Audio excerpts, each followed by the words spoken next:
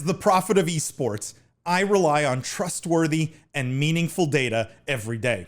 Data from our research partner YouGov offers the most complete view of esports fans and gamers in the world, providing context to who they are, what they think, the brands they buy, and things they do. YouGov's connected insights and research services inform strategy at every level.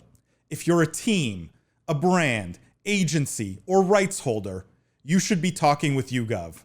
Their partners measure and maximize ROI and are telling compelling stories with data.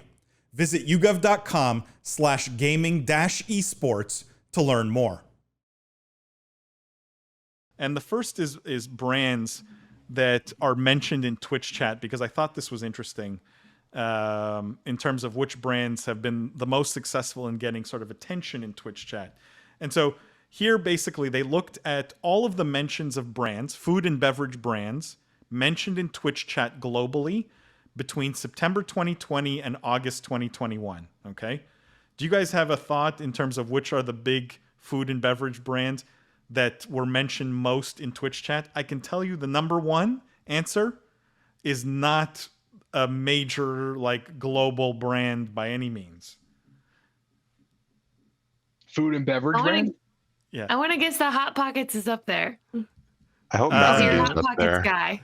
I was gonna, I was gonna guess Red Bull or Mountain Dew or Doritos. I think Mountain Dew's but up there. I'm guessing that's not the case. Red Bull is number Yes. 9 on the list. Interestingly Oh, dang. enough. That's way lower than I would Totino's have pizza thought. rolls. Not Totino's, No. but Doritos is number 3. Oh, Nice. I I just can said- see that. Doritos own. Pepsi number 2. Doritos. I'm gonna put this on screen in a second. Pepsi number 2. Trent actually got it right. G Fuel Nice, is Trent. the most mentioned. Huh. If you look at this, guys, hang on, let me zoom in here so you can see. Cool. Fanta, number 8. And if you look at the spread between number 1 and number 2, G Fuel almost twice as many mentions as Pepsi. Like Wow. they have done a tremendously good job, I would argue, at getting engagement in Twitch, on Twitch. I don't know if you guys are surprised by any of the other names. If anything stands out to you, I was not. Fanta's pretty high. I mean, Yeah. I think. But Fanta's a big global brand, Yeah. Yeah, right? not Can you compared to scroll the down? other I one. want to know the 10. I can't. Nutella throws me. Is that Cheetos? What's that, Lindsay? What's the Yeah, 10th Cheetos, one? number Cheetos. Yeah, is it Cheetos? Okay. The 10th one is Cheetos, yeah. But like I said, what's interesting is the gap, right? The gap between 2 and 10 is not that big, but between 1 and 2 is quite substantial, which I thought was Yeah. interesting. Good for G Fuel. It's impressive. Yeah, G Fuel Yeah. has done a really good job. Let me move on here, guys. What the next thing was, again, let's stick with beverages and snacks here, okay? What they asked here was the likelihood that you were going to buy a beverage or snack in the next 30 days, okay? Like how likely you are to buy in the next 30 days. This is in the US and just Twitch users, indexed against all US 18 to 34-year-olds, okay? So let me bring this up here so you can see. What this says is, if you're a Twitch user, it seems, right? You're much more likely to buy a snack or beverage in the next 30 days, or at least admit to it.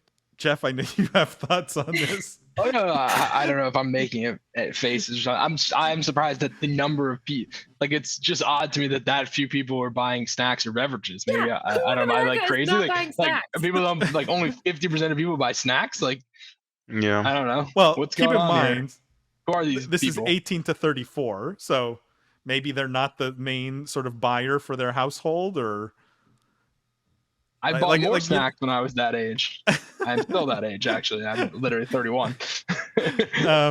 but as a Twitch user, and let me just I'll read sort of the conclusion here. It says, no coincidence, YouGov profiles data shows that Twitch users in the US are more likely than general 18 to 34-year-olds to purchase both beverages and snack foods in the next 30 days.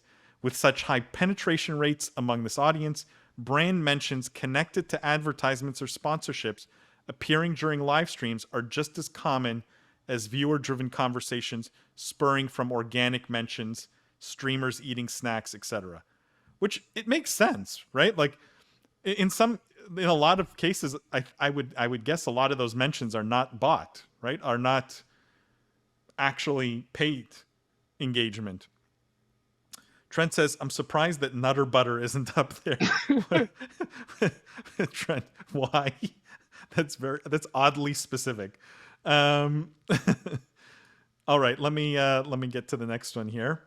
The next one looked at similar thing. Instead of snacks and beverages, it dips into cookies and chips/pretzels/savory snacks. Okay, and the question here was, do you consume this at least one time a week? Okay, and what's interesting is, again, Twitch users consume both more cookies and more chips, pretzels, and savory snacks than US Twitch users, US 18 to 34-year-olds overall, right? So if you're a Twitch user, you will consume more cookies and more of these other snacks than the 18 to 34-year-old segment overall. This is really playing into a lot of stereotypes that I thought as an industry we were trying to move past. Like when I read this study, I'm like, oh my god, this is the gamer sitting in his mom's basement eating Nutter Butter and like drinking GFuel and like playing games. So the conclusion, but it here makes says, sense. The data makes sense. The fact that it makes sense. Like I said, it says Twitch users 8% more likely to consume savory snacks than general 18 to 34-year-olds, and more likely to eat cookies as well. So, but again, if you're a brand, this is the kind of, and you're looking at where you should be spending your ad dollars, right? Clearly, Twitch for snack, food, beverage brands is a really strong place to be, right? Better than putting up a TV ad. And I think that's always what's fascinating to me, is how you take action on the data. Trent says they spent a ton of money on advertising on Twitch with OTK. Interesting. I'm fixing to get a snack. You and me both, Trent. Who is lying about not eating chips during the week and not buying a snack in the next 30 days? I'll tell you who's lying. 52% of people. Yeah, all of America, all of Twitch users, they're all lying. Do we we can, like, look, I don't want to go into this because this is like way too specific, but what's interesting is just the level of detail with the YouGov data. Like, they could even see how, like, Oreo and Nabisco US purchasers, like right down to the very specific brand level, and how, again, Twitch users index against 18 to 34-year-olds in general. And it says, like, look, not all cookie brands have the same success rate activating alongside Twitch streamers. If you look at the data, right, Oreo lapsed purchasers are less prevalent on Twitch than Nabisco lapsed purchasers, right? That's someone who hasn't purchased in a while. Interesting. So you can get right down to sort of the specific brand level, which I think. Do you think this study was commissioned for like Oreo and or Nabisco, or is this something that someone at YouGov was like, I'm very curious to find out, like, the differences between Oreo and Nabisco users on Twitch? I mean, probably question. The former, I would imagine. I'm not trying to make a joke of it. I would think like it's the kind of thing a brand goes to YouGov and they want that data, and then it makes sense for YouGov to publish it. Otherwise, it's very oddly specific on YouGov's part to like get that into the cross sections. Yeah, I can say, and this is a good sort of, if people are interested to reach out to YouGov, they can really do two things for you, right? They have all these millions and millions of data points that they can slice and dice to sort of answer specific questions you have, right? But they also can do specific studies just for you, right? Like if you say, hey, you don't, like, for whatever reason, this is so specific and so out there and there's no existing data on this, they can go and do that research on behalf of the customer. And I know they've done both.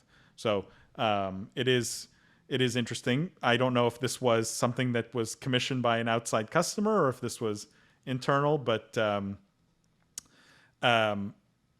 it is interesting where it comes from. If you look also, they can measures like net impression, right? So like what percentage of buzz is positive around a brand. And if you look at Oreo buzz, right, among Twitch users, it was over 40% for a significant period of time. Higher net impressions on Twitch versus 18 to 34-year-olds, right? So Oreo does well on Twitch is the conclusion here.